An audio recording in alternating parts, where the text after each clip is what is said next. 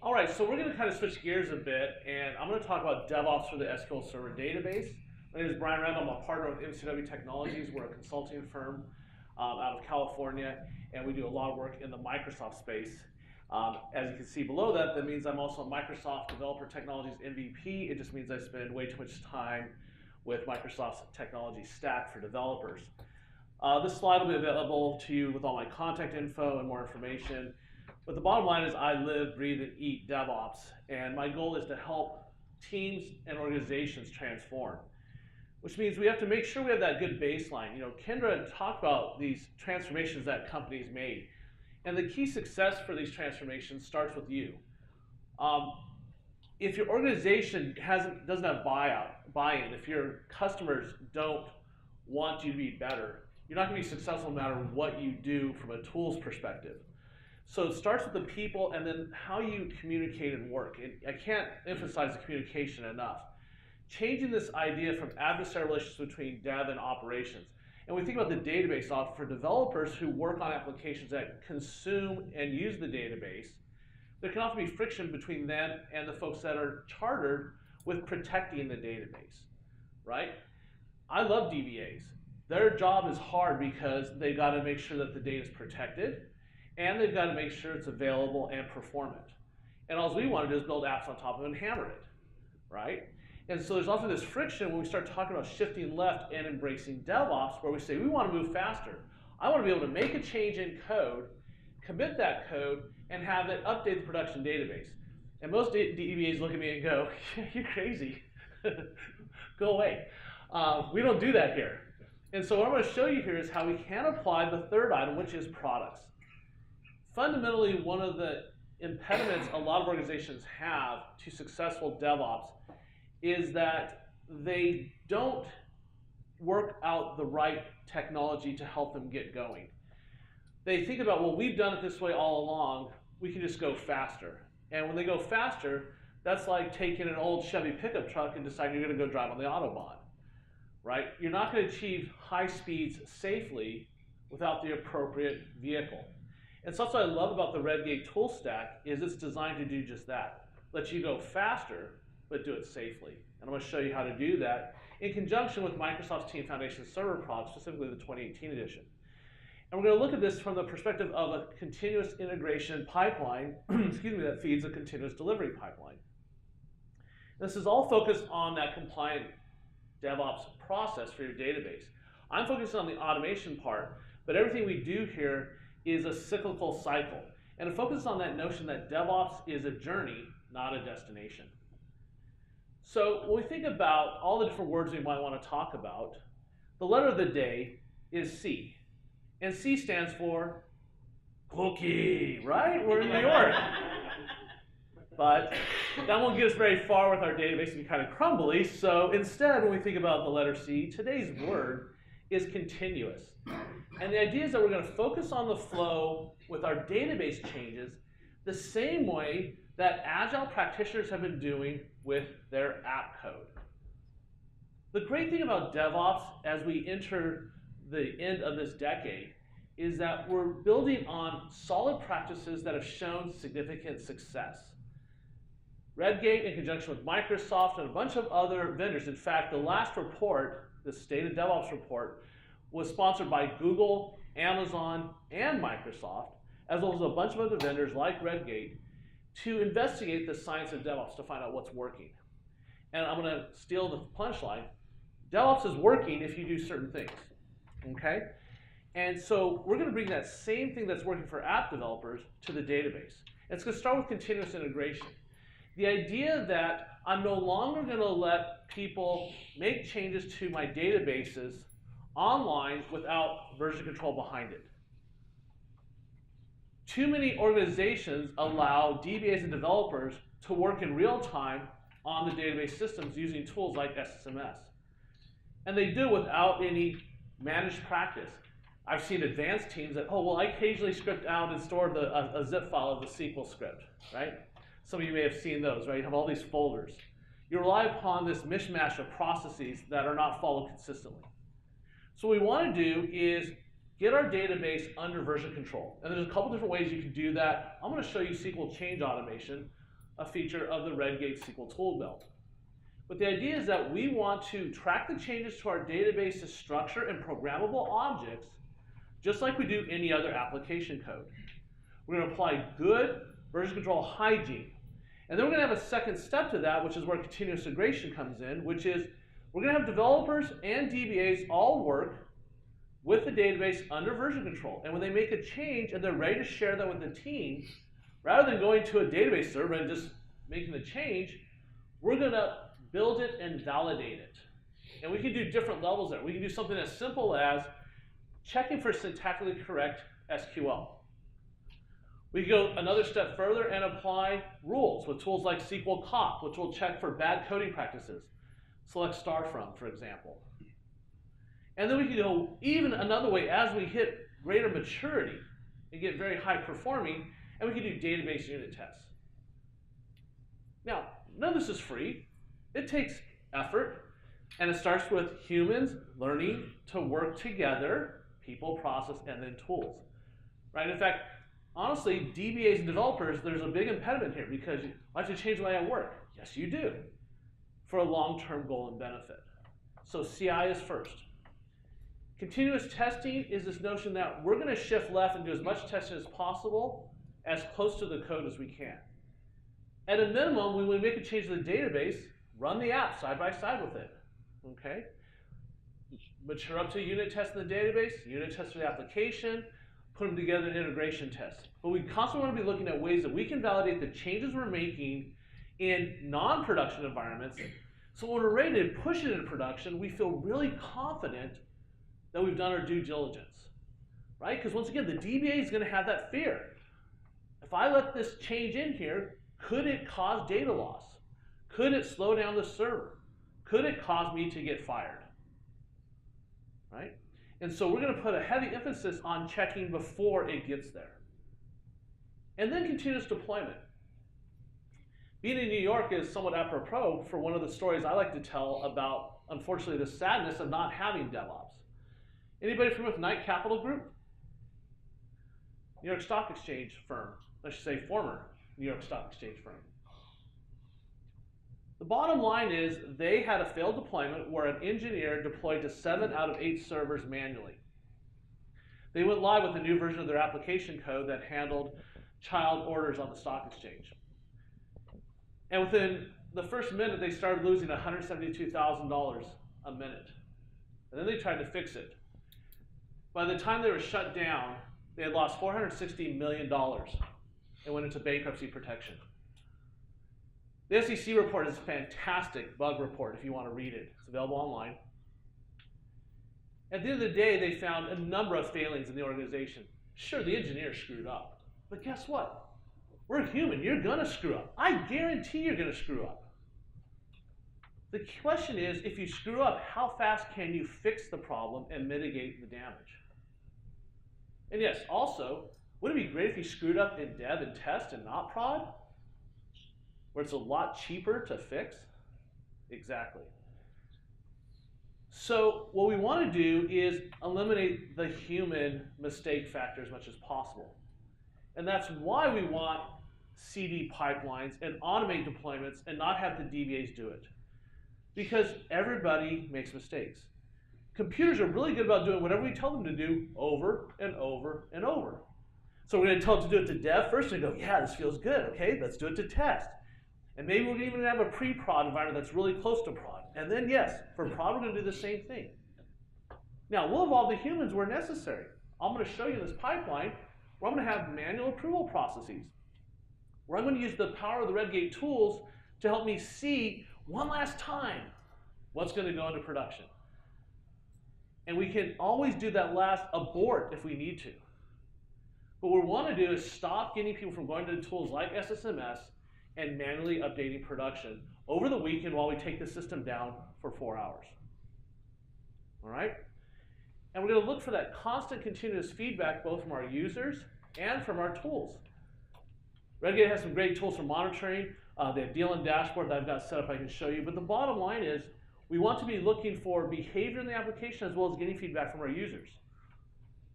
And the thing to understand about this whole process is that we're looking for continuous improvement in how we do things.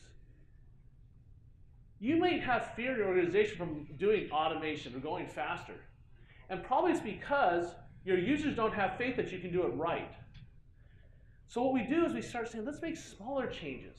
We'll go quicker, but we'll just do little changes at a time. And each time we'll show that, hey, it's a good change, and this is another good change.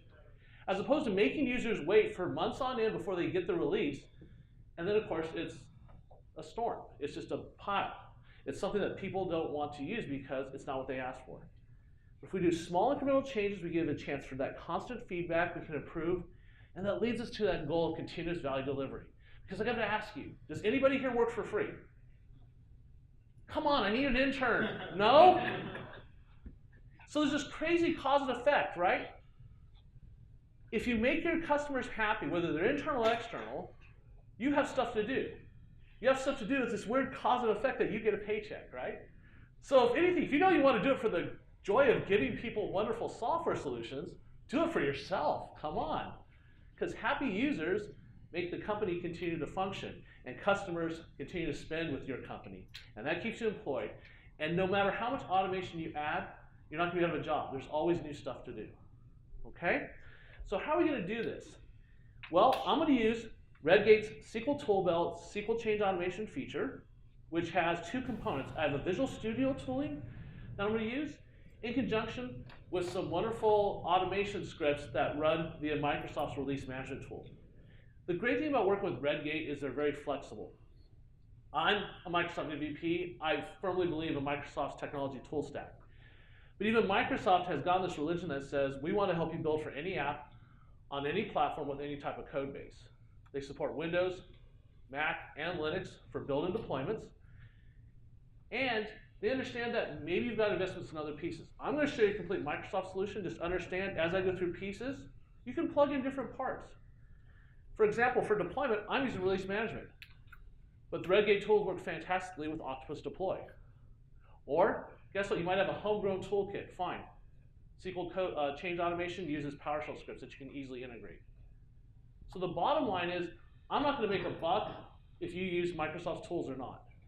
But I will tell you, you need to use something that you believe in, that has a vendor behind it, and that can integrate and give you that delivery.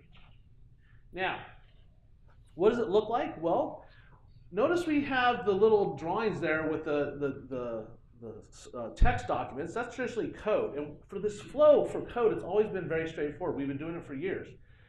But for databases, people have been having a hard time with this. How am I going to automate changing my database just like I do source code? Well, we're going to do that. We're going to check the code into source control. We're going to have a build kickoff. It's going to validate the output. And then it's going to generate a deployable package. In the case of SQL Change Automation, it's a NuGet package. If it makes sense to you, if it doesn't, don't worry about it. It's a thing. It's this magical little package of goo that we then hand off to the release tools, and the release tools can take that and walk up to a database server and say, I have a gift for you. The gift is full of some wonderful changes, and the engine is designed to check and look for things like drift, where while we've tried really hard to get everybody on the same page, sometimes Bob doesn't do the right thing, and Bob goes into SSMS, and he makes a change without telling anybody. And we're going to see the tools will protect us from this. We can get things called drift reports, and we can use things like DLM dashboard to even monitor, okay? But also we'll be able to take it through a stage setup, and I'm going to go from shared dev to test and ultimately to production, and I'll be able to do it with just committing a piece of code. Now, there's two approaches to modeling and managing your databases under version control. One is known as kind of the golden schema or model approach, where we keep track of the definition of our database and model it as a set of DDL entities. And what happens is we take that model and we go up to our target and say, this is what I want to look like, what does it look like, figure out the changes, and make it happen. This is something you can use with Redgate SQL Source Control. It works very well for a lot of shops, particularly with SQL Source Control, because DBAs and devs can live inside SSMS, and they can have this very familiar experience. Okay? That said, there are places where this approach doesn't always work well as you get to more complex deployments and complex environments, particularly if you have to maintain databases at different versions. When I say different versions, of different evolutions of the database catalog, right? And so the other approach that we like to use is migrations. And this is what SQL Change Automation does. It allows us to track our changes at a very granular level. And I really like this because it allows me to think in this very small shift left, do little changes at a time approach, as opposed to this golden schema approach where I'm having to update the entire database in a large scale. And what happens with the migration approach, we track each change. And so anytime it's time to walk up to update a database, I can ask it, what version are you on? Well, I'm on version 10. Well, I have changes all the way to 16. And we can play them back one at a time and update the database. The great thing about the migrations, we have the opportunity at each migration step to then handle things like data motion, right? Changing databases on the fly can be very hard. You have to understand the structure of your data. And so there's times where you as the human has to say, oh, we're going to split a column. No magic tool knows how to split your column. You have to write the logic somehow. And with the migrations, you get a very nice way to do this. So we're going to use that in the example. And before I get to the demo, this is a very magical, happy talk that I'm doing here. The reality is you'll have some pain. The people and process is a big one. You know, the tools are wonderful, and they will make your life so much better. But if you don't get people on the same page, you'll be constantly fighting. The good news is Redgate understands that. That's why they created deal and dashboard. That's why they have the ability to generate these drift reports, because people will ignore the rules and they will change things in prod no matter what the reason. We had to, it was an emergency, okay? Our goal is to reduce those emergencies. The other thing that makes this more complex, I'm giving a very simple example of just the database. We start throwing applications on top of it and then multiple applications having to share the same large database. You have to coordinate how people work on it. You have to put a backlog on top of the database and have teams make requests. You're not going to just let teams randomly decide, I'm going to add a new table here, I'm going to change this store procedure. You have to work together collectively to track and manage that database. How do you update the database and app together? You know, one of the things you run into when you're building complex applications is, I need a new column added to the table, and then I need data in there, and then I need that to be visible in our user interface. Maybe it's a web app, maybe it's a mobile app. Well, there's this whole chicken and the egg, right? If I update the data, if I update the app first, well, it's got to handle that. If I update the database first, well, how does it know it's okay? And then you throw on the crazy thing that people want always on availability, right? 24/7 operations. I will tell you, as the person who's lived through this, if you can have an update window for large schema changes, take it. It's a lot easier, it's a lot less stressful.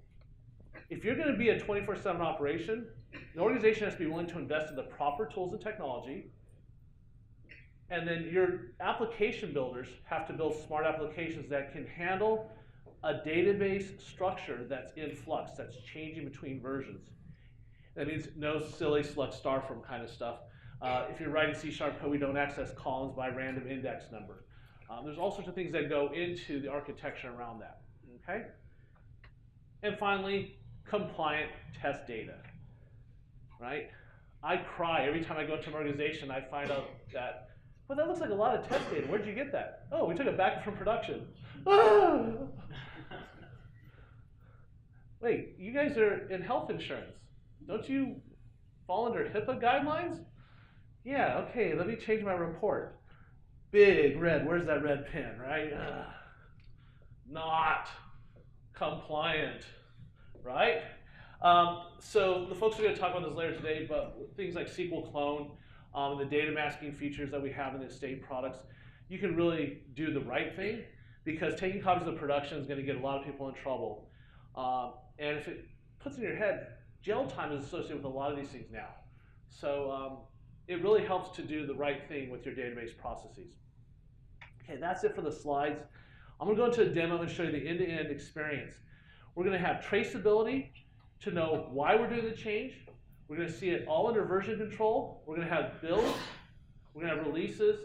And ultimately, we're just going to have a happy, joy dance when I deploy to production without touching the database directly. So let's switch over to my environment. Now what I've got here is I got a few virtual machines all simulating real domains. So this is a Windows domain. As I said, I've got a shared dev server for SQL Server, as well as a test and production server. And I also have The same setup for my web servers, etc. We're just going to focus on the database. So let's first come over to SSMS, and what you'll see is I've got 4 environments. Win10 red represents my dev workstation. And then you can see going down the line the shared dev, test, and prod environments. And right now I'm feeling warm and fuzzy because if I go and look at them, I have the same database deployed to all of them called Red Wind. And this is a version of the Northwind database. I just can't grow up. I love it from my days of youth of learning databases in Windows. But I've got it deployed in all 3 locations. And what I want to be able to do then is make the changes occur first on my dev workstation and pass that along. But before I do anything, I got to make sure I have a business justification to do that. And so in order to do that, I'm going to use Team Foundation Server's ability to track my work. And so what you see here is my overview dashboard that shows you the status of what's going on. We'll come back to this in more detail. But we start with what's called a backlog. And I'm using the Scrum process, but fundamentally, you need to track your business requirements, right? As data and IT practitioners, what we're doing is playing wish makers. We're wizards.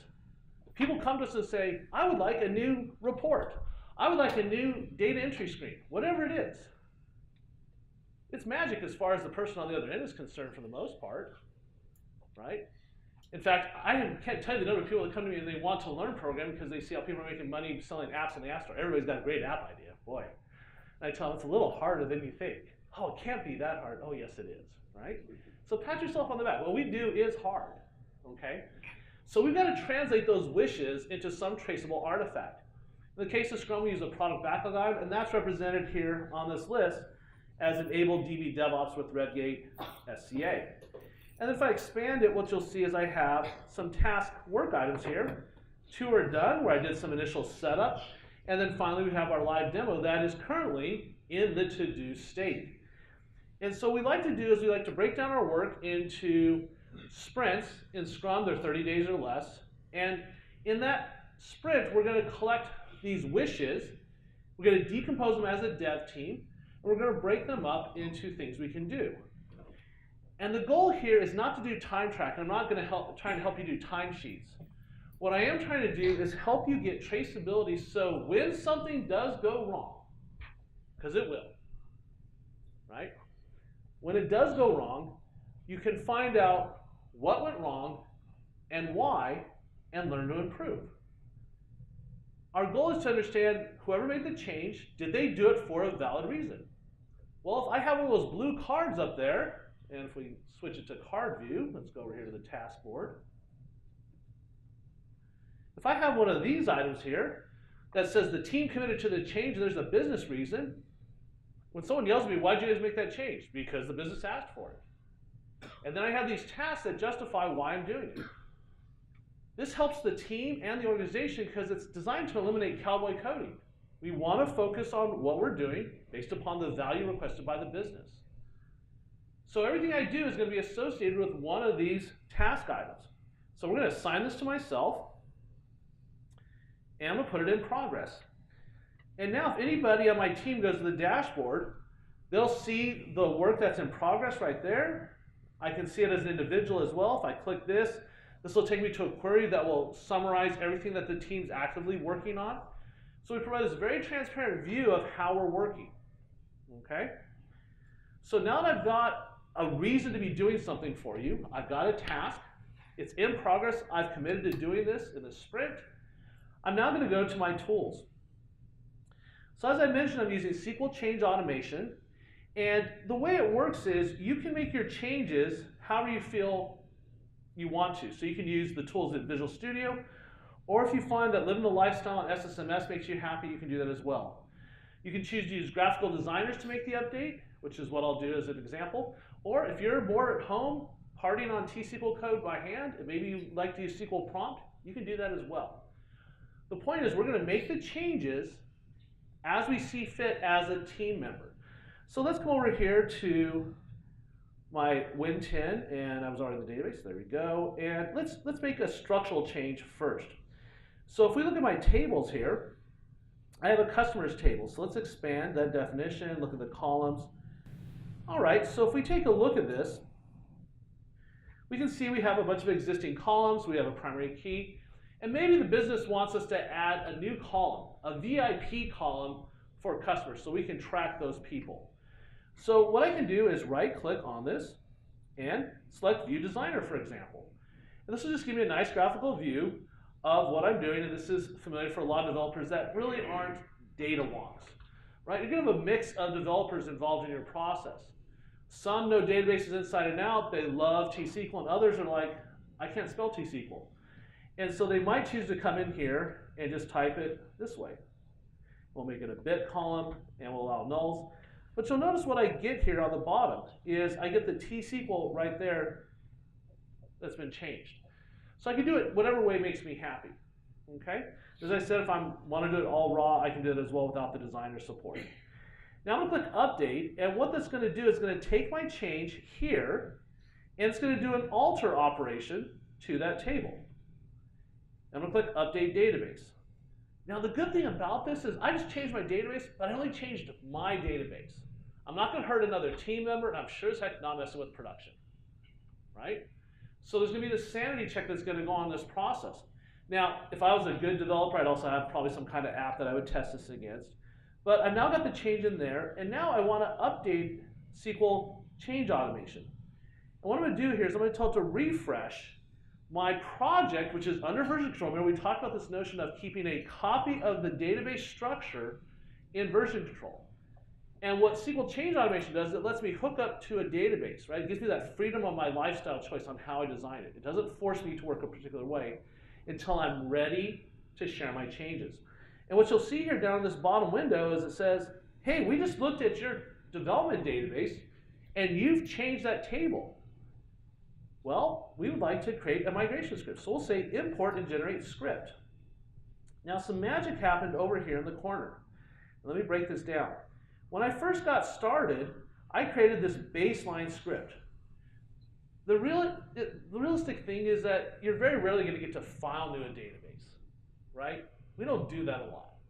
What's going to happen is you're going to go back and do this at work because you have existing databases. And so what we want to do is say, let's go find prod, one way or another, and get our baseline set up. And once we've got that baseline, we build on top of that, okay? And often with our baseline, we get this known good value for things like static lookup data, okay?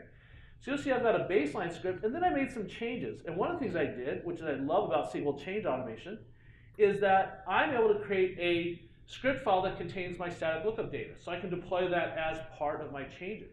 I can even add new lookup values. We'll do that in a second. But what you'll note is I had two changes already. Now I have this third script here. And that third script is in front of you in the middle pane. It's going to be an alter statement. So it's going to be this progressive update. We'll make this change. Okay? Now, the default names are meant to be just auto-generated, but I like to update them and rename. So I'm going to change this to add VIP column. And once again, this might seem, not like a logical thing to do. You're going to make these little changes at a time? Yes, because if I do these little progressive changes, 1 second, I can easily find when something goes wrong, okay? So I want to make the changes as small as possible, right? I might change this column, change the stored procedure, and then the view, and that'd be done with one change. Yes, sir? When you rename the file, it's important to keep the prefix as it was. Yeah, there is, if you, so the gentleman's question is important to have that leading number thing, and it turns out, yes, the SQL change automation uses what's called Simber, and it has a standard versioning format that we use to kind of track it. So this is the documentation, but it's just, there's a standard practice. But once you have the basic sequence here, you'll notice this is in the version 1.10, and then within there I have the steps 1, 2, and 3, and then I can do a next block of changes, and that could be 1.2, or I could jump to 2.0, and then you have this set within there. The key is it sets up the sequence ordering that these need to run in. This is how you can handle the data motion, because I can now add a data motion script after one of the migrations that does part of my transform and then does the next database change. All right, so I've got that in there, and you'll see it says, okay, do you think this script looks good? We generated it. Are you happy with it? Yes. So I'm going to refresh and verify. It's all good. And so now I go to Team Explorer, which is the GUI that you use in Visual Studio to take your changes and share them with your team. So because I'm using a Git repository to store my code, I'm going to use what's called the commit and then push workflow. Microsoft also supports their Team Foundation version control, or you can use other types of source control products. That said, in the industry right now, if you're not doing Git, you're not really moving forward, because that's what the world is taking over. Yes, sir? How does you make a change for the change that you already made? Like, remove the change, will it create another record, or will it just understand that it's part of that change? Well, if I do remove the change right now, there's nothing to do because it's there. It won't, but if I do like say 5 changes later, that'll be a separate change. It'll add it and then it would remove it later. But if you do it now, then it will know it. Yeah, it'll just I'm not doing it. Yeah, exactly. All right, so let's say added new VIP column. So I'm providing a description, and then we're going to do this extra step. We're going to come over here and enter the work ID for our task, which is work item ID 17. You can see it right there. And this allows me to create that traceability between commit and business justification. And then because I'm doing Git, I'm going to stage the changes. By staging changes, this allows us to pick individual files. We want to do them in smaller units. We can do all sorts of awesome stuff with Git. But we're Put a pound in the notes of pound 17 is for typing of work item. right. There's lots of different ways that you can do it. Yeah. It's going to do it for me automatically. Okay, so now that I've done that, if we go to my builds tile, and we click, oh, nothing's happening, right? Because all I did was make the change locally, I need to share with my team. So before I do anything, I do a fetch and check to see if someone else has gone to my system. Maybe Steve or Grant has been doing things behind the scenes, but it looks like no, they didn't. So if I hit push, that's going to take the change and push it up to my remote repo stored in Team Foundation Server. And if I come over here to builds now, you'll see that that has triggered a build. And if we switch back over to my web browser, we can now go to the build and release hub, look at our builds, and see that I have a build that has been kicked off and shows that it's in progress. Now, this is actually a very simple build in that all it's doing is going to validate the changes, generate a NuGet package, and put it in a storage location so I can use it for releases. If you take a look at when you go to create new builds, so if we go to definitions, you'll see Microsoft supports a rich set of things that you can do. We'll just hit continue. I mean, look at these build templates. So I have a bunch for obviously Microsoft tools like .NET and Azure. But if I scroll down here further, you'll see I can build for Android. I can build Ant. I can build Gradle, Jenkins, Maven. You can even build for iOS and Xcode packages. Okay, so this is definitely not your father's Microsoft. So if you haven't looked at Team Foundation Server or their online version, which is now called Azure DevOps, you really don't know what's available. The bottom line, any app, any code, any platform. So if we go back to builds, I'm going to leave this template. There we go. We got the beautiful green checkbox. So let's go look at my build report. And we get a nice breakdown of what happened here. We can see that Brian authored this change. There's my comment. There's that fact that I related the work item. And then there's a direct link to the work item telling me that it's currently in progress and assigned to me. Over in the corner, though, you'll notice that something else has been happening. It's been kicking off a release automatically, first to shared dev, and that's already succeeded. So if I click that link, it'll take me to my release summary and show me the steps that have taken place. And we can see all the individual steps, seeing what has occurred. Now if I go to the summary, we see that it succeeded, and so did test, but then notice there's a pre-deployment approval is pending for the prod environment. So right here, we can let our devs, in fact, you want to go faster. If you want your devs to find problems, so you want to just let things go. You don't want it approved. You want it just to go into their dev environment and make them feel some pain. If they feel the pain in the build environment, the release environment, then they know that they need to change what they're doing before they commit and push, okay? Oh, maybe I did compile it, but I didn't actually test it, right, before I shared it, right? That's what happens.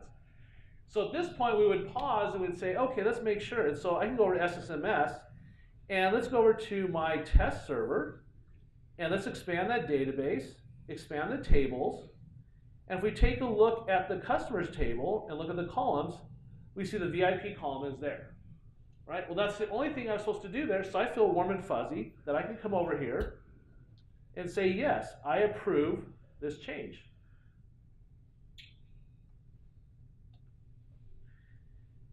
And you'll notice that you can defer the deployment, you can schedule a time. You can also say that the person who kicked off the pipeline can approve it. There's only one of me here, so I'm just going to approve it.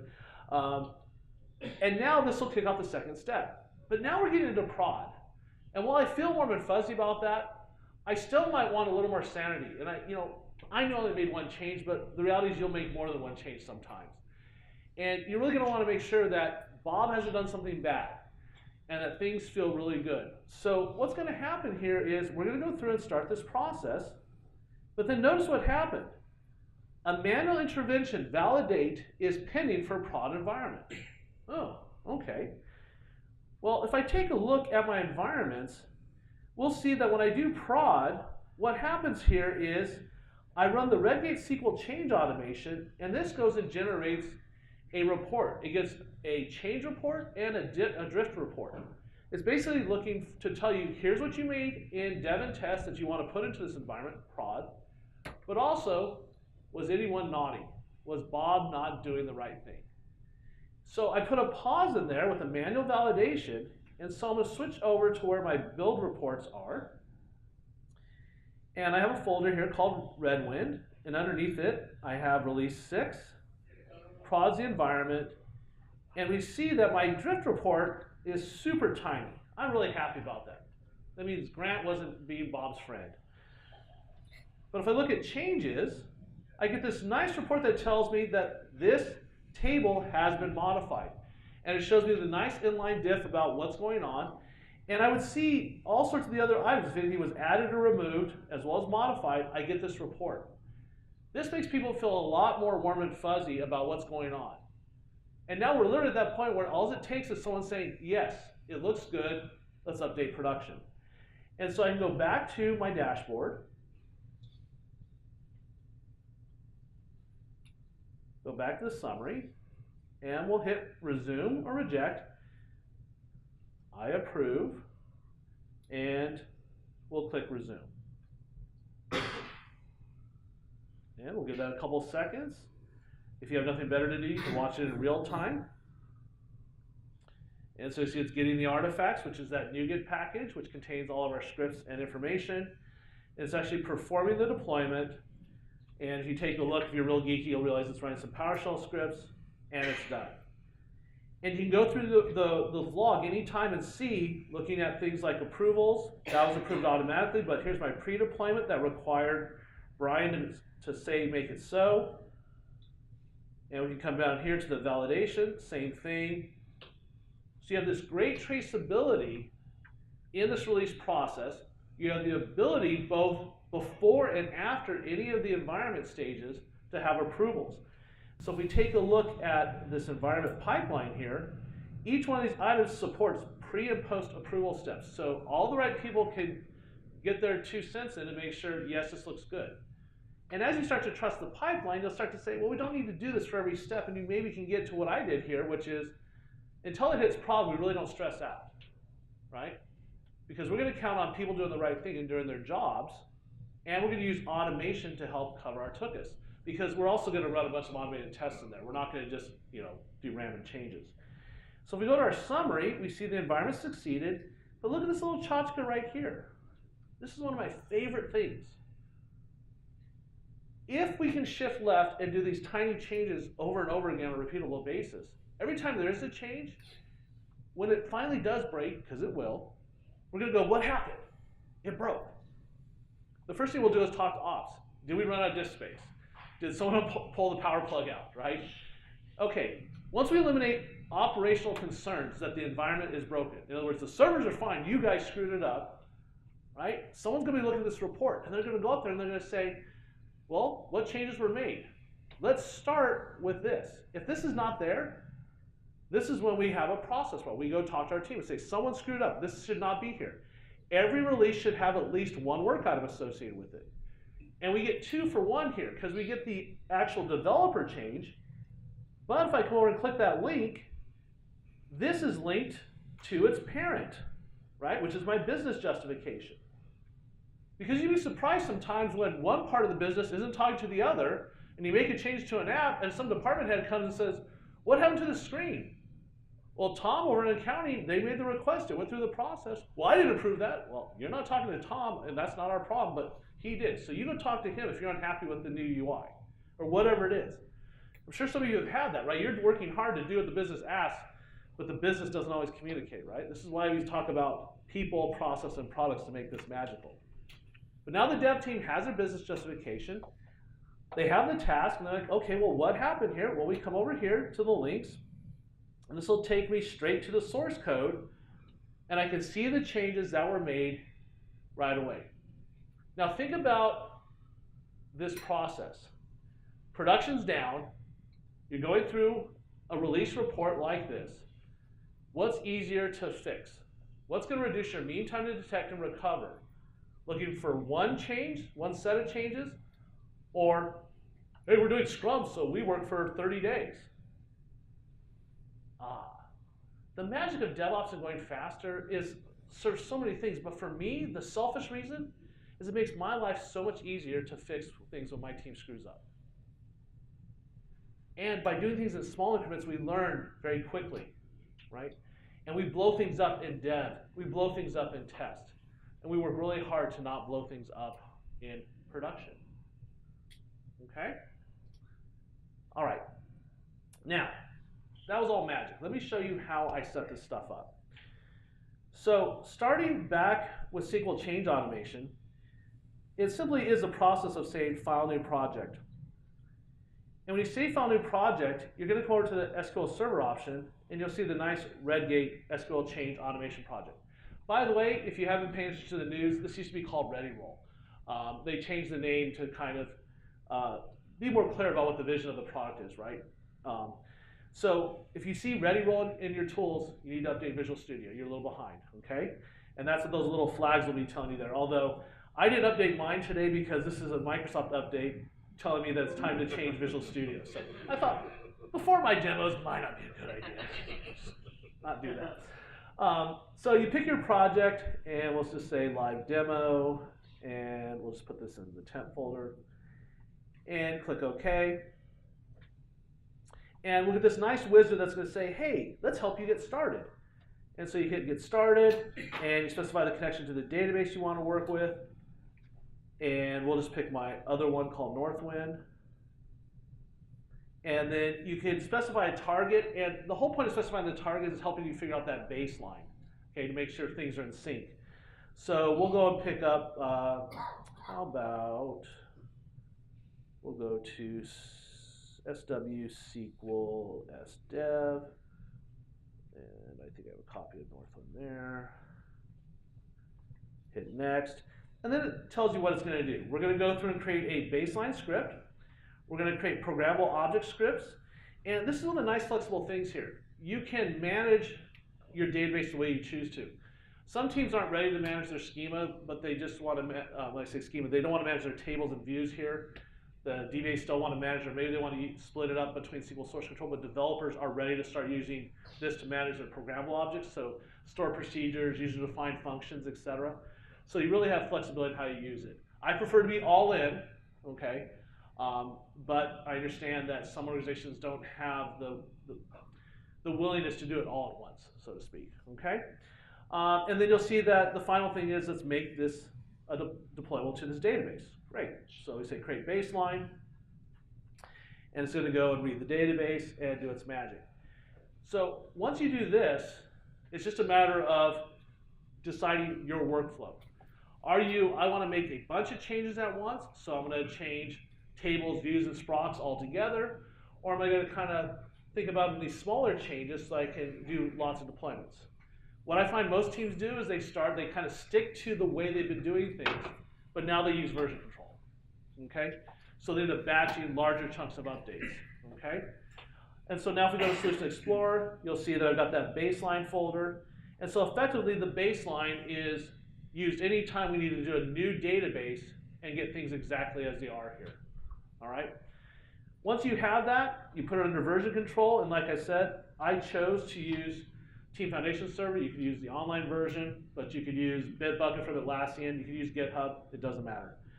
But once you have your repo set up, then you're able to go over to the build, And when you go create a new build, the first thing you do is tell it where to get your code. You'll see that Microsoft says, hey, you might want to get it from your local TFS server. You can get it from GitHub Enterprise, or really you can get it from any external Git repo you want, okay? But pick this, you can control which branch you're on. If you're into pull requests, you can implement pull requests on top of this process if that's something that works for you. There's a lot of discussion in the industry over mono repos versus lots of micro repos, and there's the whole discussion about getting people just to work out of master or to use branches and pull requests. SQL change automation, it works just like your other dev tools, and so guess what? You can choose any of those same lifestyles. We're just now going to do it for the database, and that makes me feel warm and fuzzy inside. Okay? So once you pick that, and then you hit continue, and this makes me sad. I would like Microsoft to do a little more here, in that they don't even have it for their own database tools, which are called SSDT, which are, unfortunately, don't get any love. Redgate loves the database, and Microsoft doesn't love it as much, to be honest. There isn't a template here, but the good news is you can start with empty, because at a minimum, there's only one thing you have to add. You just click this little plus button, and you go over to the list, and you type Redgate, and you'll see there is a Redgate SQL change automation build task. Okay? Now, click add, and once it's in the list, you just have to change some settings, and I'll talk about those in a second. But some of you might be crazy. You might RDP right now to your server and try this, and it doesn't show up for you. Don't freak out. It's not installed by Microsoft by default, but they have a great third-party marketplace, and so if you go over and click Browse Marketplace, and your internet's working, yay, my internet works. First of all, it's an awesome list of things there. Microsoft has made this an open platform, right? And so it's crazy town sometimes what I see is here, but like I mentioned, there's Octopus deploys available for you. Probably my favorites is when you come up here to Microsoft and say AWS, and you'll see Microsoft is publishing Amazon tools for their competitor, right? They firmly believe in what they're building. They believe that Azure is fantastic. They believe this tool stack is fantastic. But they understand you may have to use other tools or want to use other tools. And guess what? They're happy to let you do that. So they don't exclude anybody. Now, if something's missing here, just means that other third party may have not wanted to step up. But in either case, what we care about now is Redgate.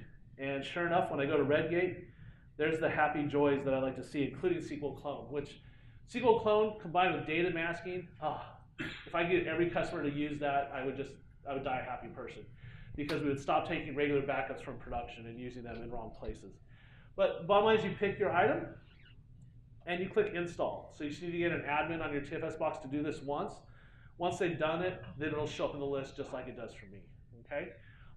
Footnote, of course, you have to have the correct licenses from Redgate, and that means you're going to have to have the SQL change automation tools to make this end-to-end experience work. All right, but once you do that, that installs it on your build agents.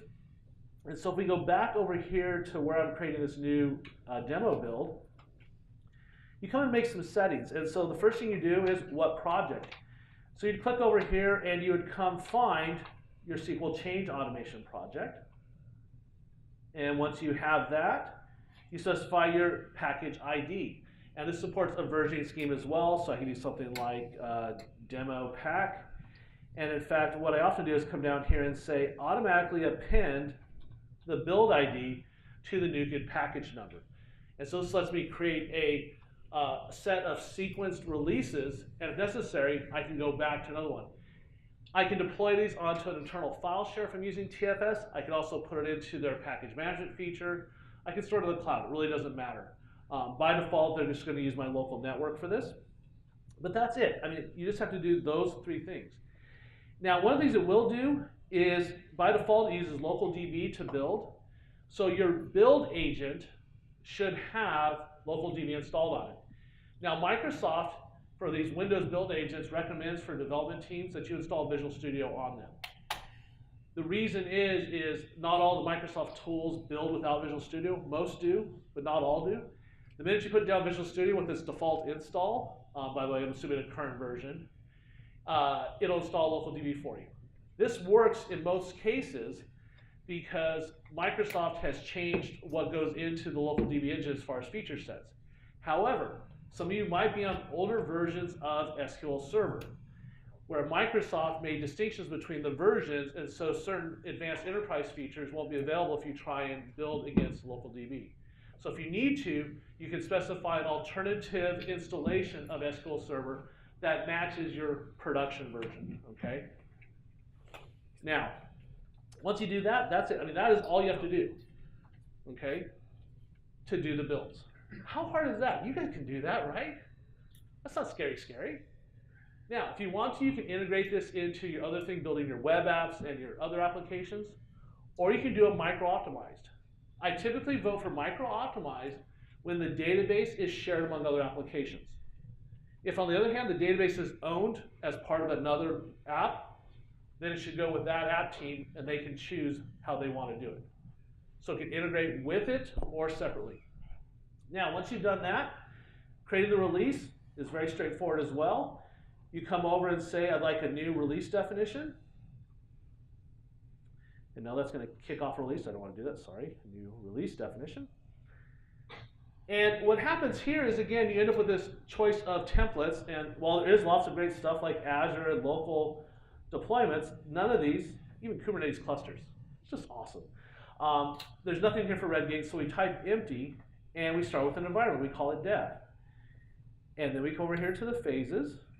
And once again, we click plus and type red.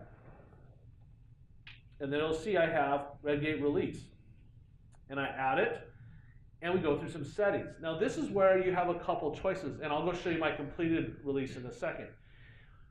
If you're doing dev, like I said, I like dev to break as often as possible. In other words, I want to move super fast in dev and break all the time until my team stops breaking because they feel like they've got it oiled. So I generally keep the safety rails off. For example, I don't typically do the diff and change report as part of my builds and releases because I want to be as fast as possible, and I generally just want it to break. I want them to learn that they're not doing stuff on the Visual Studio side that they should have done before they committed. Because there's this subtle shame factor that goes in, I didn't do my job. I was told as a team that yes, I was supposed to run the unit test first, and I was supposed to do a local test before I actually shared it, right?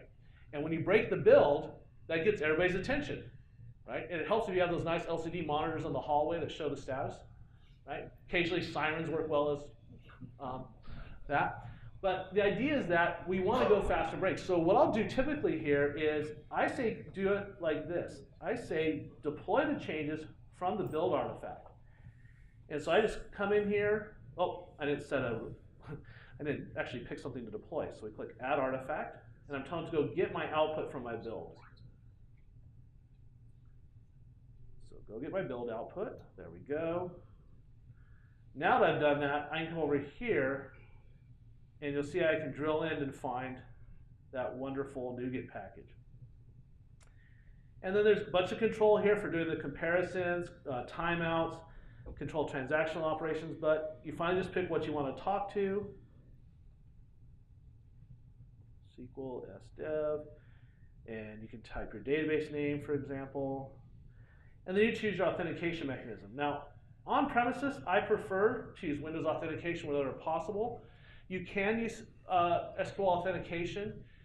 Your passwords become a problem, and there's two things to worry about. Number one is managing them, just in the standpoint that passwords should be changing, right? They should be these static entities that you create once it's the same password for 5 years.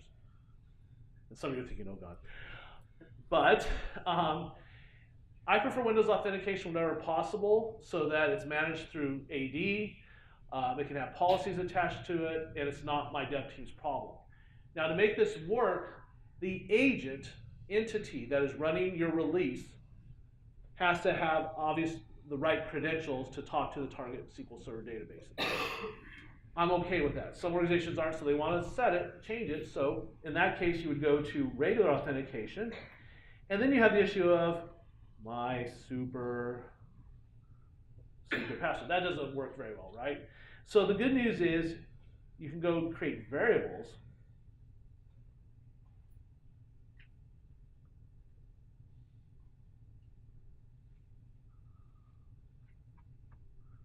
And you click this little lock button.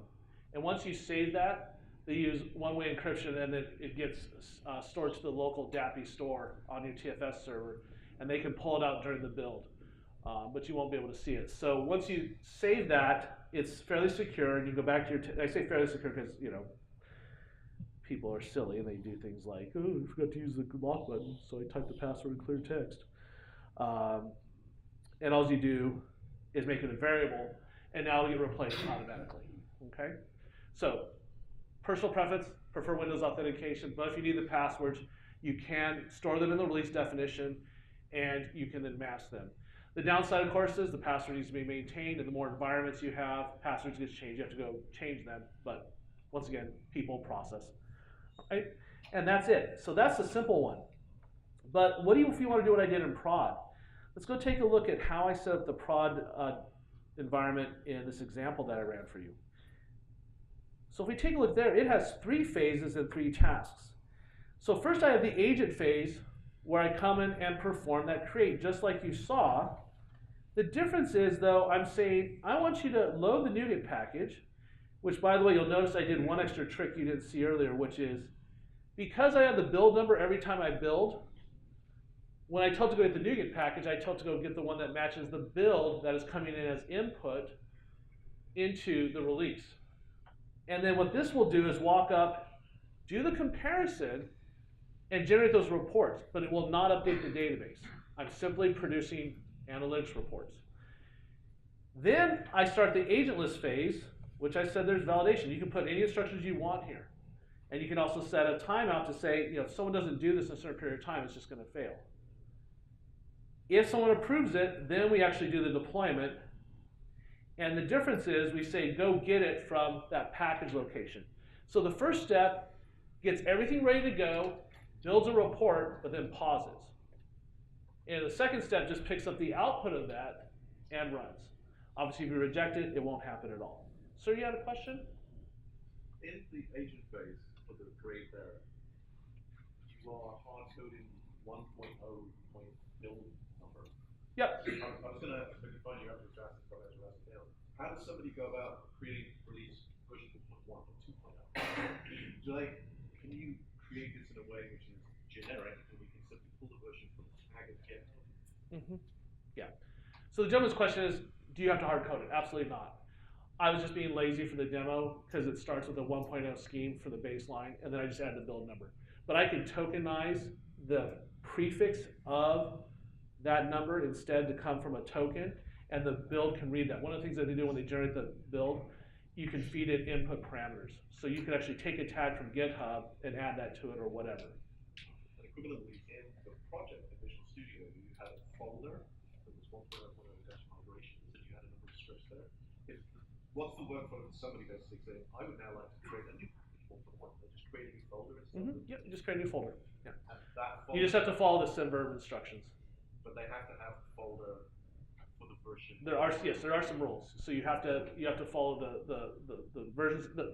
The rules follow SynVerb rules. So you have to follow the sequential increase of the major minors, and then once you get to a folder, once the folder is there, they start with that leading 00 or as many zeros as you need. But the bottom line is, if you start getting past 999 changes, you probably want to bump that version number. Is the basic logic why they chose 3. I'd be happy with keeping it as small as 2 digits, right? But that's me being OCD about the changes.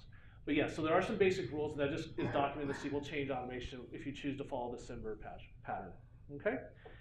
But that's basically how you set things up, and it's all a little stress. Now, this is all hard at the end of the day because there's a lot of moving parts, right?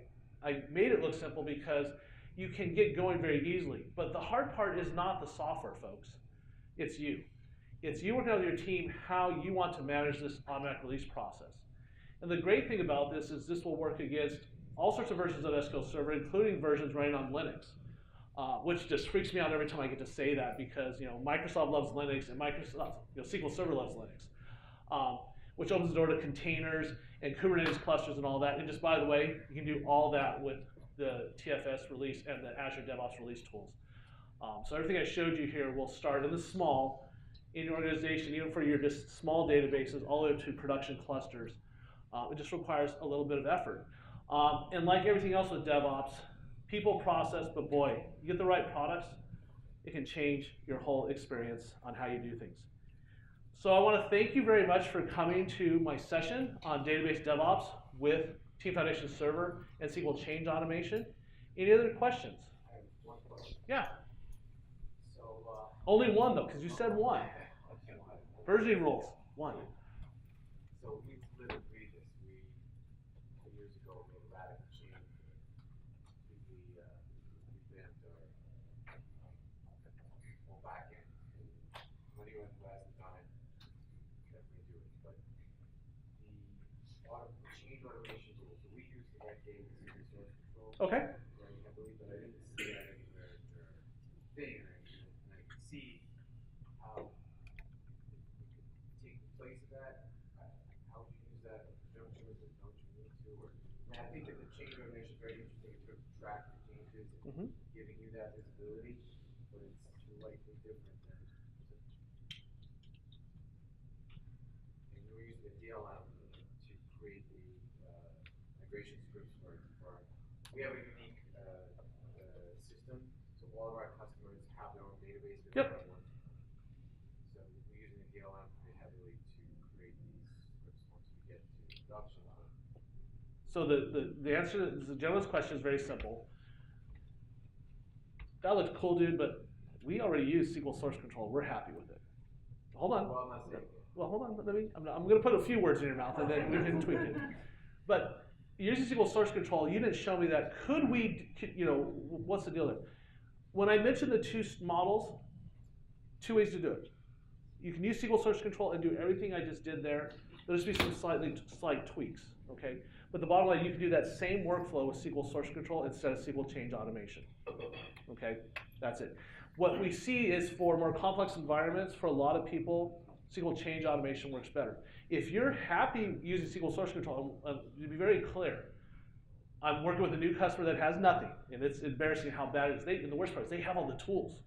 We're starting them on SQL Source Control because it's going to work better for their current workflow and cause the least amount of friction, but get the most value for them. So using SQL Source Control, fantastic. But it seems like that the change automation has a few features that source control doesn't necessarily. Well, so right now is not a good time to go into what's missing, but there's plenty of people that we can talk about the future roadmap. The teams are working very close together to make sure that all the wonder is available for both lifestyles, okay?